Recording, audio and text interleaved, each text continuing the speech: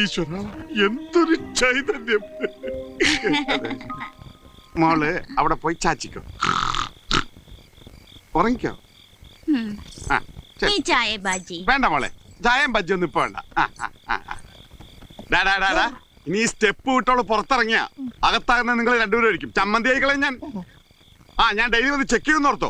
വേറെ ജോലിയില്ലേ? അല്ല പറഞ്ഞ അല്ല, ഞങ്ങള് വേറെ ജോലിക്കും പോണ്ട് ഇവിടെ ഇരുന്നോളാന്ന് പറഞ്ഞു. ഞാൻ പേരിച്ച് എന്നെ എന്തെങ്കിലും തെറി പറഞ്ഞായിരിക്കും.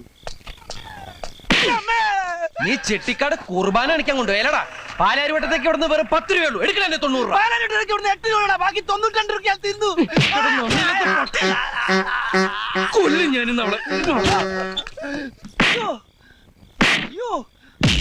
എടാ വേണ്ടടാ, കൊറേ ദിവസായി ഇത് തന്നെ. ഇങ്ങനെ തല്ലരുത്. ഇങ്ങനെ തല്ലരുതെന്ന് ഞാൻ അവളോട് ഏത് ഭാഷ പറയാനാ? അമ്മേ അമൃതാഞ്ജന